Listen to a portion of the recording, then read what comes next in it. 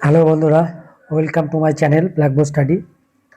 আজকের এই ভিডিওতে আমরা আলোচনা করব 2026-এর প্রথম দিকে যে হওয়া WBSSC group D expected cut off নিয়ে আমরা আলোচনা করব।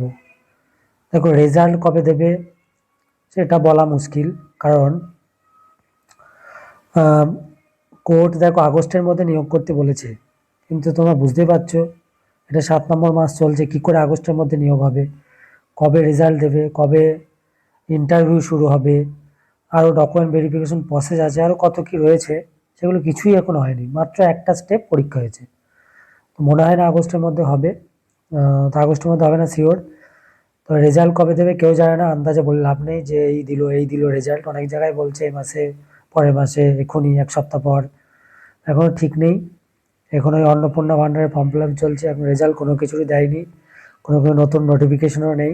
তো পুজোর সময় ডাব্লিউবিপিটা বার হবে এবং ওইটার রেজাল্ট দেবে বলেছে, দেখা যাক। তবে এটার রেজাল্ট কবে দেবে এখন বোঝা যাচ্ছে না। তো দেখো কাট অফ, দেখো এর আগে আমি যে কাট অফগুলো দিয়েছি এতদিন পর্যন্ত, গত 6-7 বছরে মোটামুটি 90% মিলেই যায়। মানে আগের ডাব্লিউবিপির যে কাট অফ, সেখানে আমি ইউআর বলেছিলাম 45, কিন্তু গিয়েছে 48। আর ওবিসি আর এসসি 40-41 বলেছিলাম, সে জায়গায় দেখো 39-40 গিয়েছে। তো মোটামুটি মেলে। এর আগে একবার ডাব্লিউবিপির কাট অফ মিলিত হয়েছিল 25, আমি সেখানে বলেছিলাম 28।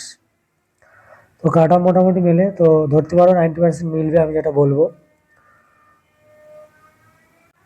দেখো এর আগে কাট অফ বলেছিলাম এটার, কিন্তু বর্তমানে ওবিসি, তোমরা জানো ওবিসি হচ্ছে 7% যদি রেজাল্ট দেয়, তাহলে ওবিসিতে 17% ছিল, 10% কমে গেল। এই 10%টা কোথায় গেল? এই 10%টা জেনারেলে চলে গেল, ইউআরে চলে গেল। তাহলে এক্ষেত্রে ইউআরটা একটুখানি সামান্য কমবে কমবে, বড় বিষয় নয়, কারণ এখানে নেগেটিভ মার্কিং নেই যে পয়েন্টে কমবে। কমলেই 1 নম্বর কমে যাবে, কমলেই 2 নম্বর কমে যাবে। তো 1, 2, 3 এভাবে যদি কমে না, এক কমালেই অনেক স্টুডেন্টকে নিয়ে নিতে হবে, কারণ এখানে একটা কোশ্চেন ঠিক ভুলের ব্যাপার, নেগেটিভ মার্কিং যেহেতু নেই। তো কাট অফটা আমি বলবো 40 নম্বর, যে একটা কোশ্চেন বাদ দিয়েছে, 39-এ পরীক্ষা নিয়েছে, 1 নম্বর সবাইকে দিয়ে দিয়ে আর পরেই বলবো, সবাইকে দিয়েছে মনে করবো 40 নম্বরে, আউট অফ 40-এ বলবো। তো দেখো বিভিন্ন জনে বিভিন্ন রকম যাবে যাবে। তো এখানে ইউআর কোনো কোনো জনে 39 যাবে, কোনো কোনো জনে কিন্তু 40 যাবে। এবার বলবি বেশি বলছি, কাট অফ 40 যাবে না। দেখো হল কালেকশন কিন্তু প্রচুর হয়েছে গ্রুপ ডিতে, এবং প্রচুর টাইম ছিল, 40টা মাত্র কোশ্চেন। বিশেষ করে মেয়েরা প্রচুর হল কালেকশন করেছে, হল কালেকশন করে অনেকেই 33, 34, 35 করেই নিয়েছে। আর কোশ্চেন 35টা যারা পড়াশোনা করে তারা 35টা পারবেই, বাকি যে 5টা, সেই 5টাই হচ্ছে মেন ফ্যাক্ট। তার মধ্যে দুটো কোশ্চেনের অ্যান্সার দিয়েই দিয়েছে, দুটো করে অপশান যদি নিয়ে নেয় কোনো কোশ্চেনের অ্যান্সার, সবাই ওই দুটো অ্যান্সারই করেছে, ওই দুটোর মধ্যেই করেছে, যে দুটো কনফিউশন। আর সেইগুলোই যদি অ্যান্সার নিয়ে নেয় তাহলে সকলেই নম্বর পেয়ে গেল সেখানে। তো সেই জন্য কোনো কোনো জনে ইউআর 39, কোনো জনে 40। এবার দেখো তাহলে ওবিসি কি হবে? ওবিসি হবে 38 থেকে 39। এরম কেন? কারণ যে জনে 40 যাবে, তাহলে সেই জনে আবার ওবিসি 39 যাবে, 1 নম্বর কম যাবে। কিন্তু যে জনে 39 যাবে ইউআর, সেই জনে কিন্তু ওবিসি 38 যাবে, 1 নম্বর কম যাবে। কেন? কারণ বলেছে একই নম্বরে সকলকেই ডাকা হবে, একই নম্বরে একই ক্যাটাগরি সকলকেই ডাকা হবে। তো সকলকেই যখন এই 39 পাওয়াদের জেনারেলে ডেকে নেবে, তাহলে তার জেনারেল থাকছে না, তাহলে ওবিসি হয়ে যাচ্ছে। বোঝা গেল? এইবার ওবিসি যেগুলো, সেইগুলো এবার এখানে কিন্তু প্রতিটা ক্যাটাগরিতে কিন্তু এরকমভাবে হবে না যে এক করে কম কম যাবে, শুধু প্রথম ক্ষেত্রেই কিন্তু হবে 39, আর এই ওবিসির ক্ষেত্রে হবে জেনারেল থেকে তারপরেরটাতেই কিন্তু হবে, কিন্তু পরেরগুলোতে কিন্তু এমন হবে না। পরেরগুলোতে কোনো কোনো জনে ওবিসি 38 গিয়েছে মানে 37 যাবে, এসসি তা নয়, কিন্তু সেখানে 38ও যেতে পারে। বুঝা গেল?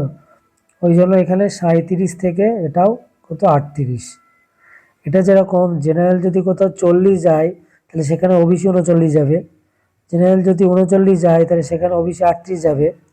এবার সেই জন্য যদি ওবিসি 38 যায়, এসসি কিন্তু 37 যাবে, এটা গ্যারান্টি নয়, 38ও যেতে পারে, আবার 37ও যেতে পারে। বুঝা গেল? এক্ষেত্রে ওবিসি আর জেনারেলের মতো হবে না, ওবিসি এসসি যেরকম হবে। তাহলে এসটি কি হবে?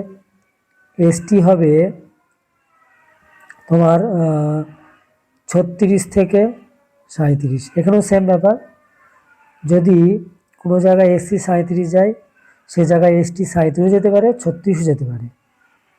এবার কত গুণ ডাকবে, এখানে কিন্তু 1.5 থেকে 2 গুণ ডাকতে পারে, কিন্তু তার থেকে বেশিও হয়ে যেতে পারে। এই যে একই নম্বরে সকলকে ডেকে নেবে, তাহলে সেখানে 2.5 গুণও কিন্তু হয়ে যেতে পারে কোনো কোনো ক্ষেত্রে। বোঝা গেল?